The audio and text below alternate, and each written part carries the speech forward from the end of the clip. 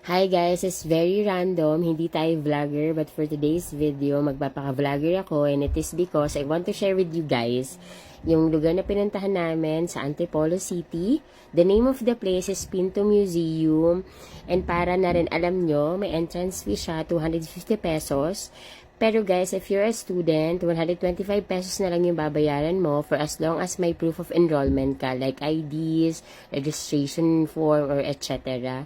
And if you are a senior citizen, I think 200 pesos na lang yung babayaran mo.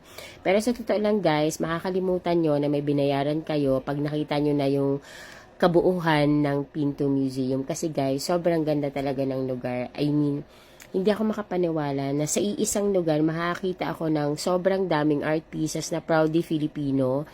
And sa totoo lang guys, may isa akong pamangkin ang sabi niya, tita, walang tapon. And guys, totoo, walang tapon. Lahat ng pinto na papasukin nyo sa Pinto Museum guys, very worth it.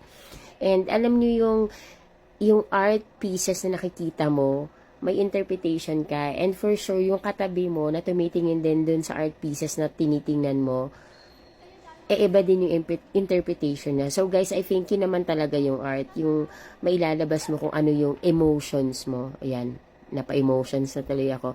Pero guys, as you can see dito sa video, sobrang ganda, 'di ba?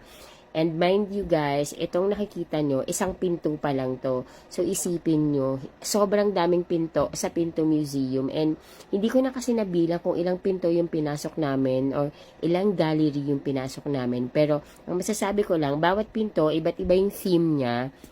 Meron kaming pinasok doon na punong-puno ng toys. Meron kaming pinasok doon na punong-puno ng mga lumang kagamitan o lumang, basta part ng history ng Pilipinas like Bulol, if you guys are familiar. Tapos, meron kaming pinasok doon na may mga sculpture, may mga metal pieces na sobrang nakaka-amaze talaga. And guys, sobrang Instagrammable din ng lugar as you can see naman sa video. Actually, mapalabas o mapaloob, ma-appreciate nyo talaga. So guys, please do visit Pinto Museum.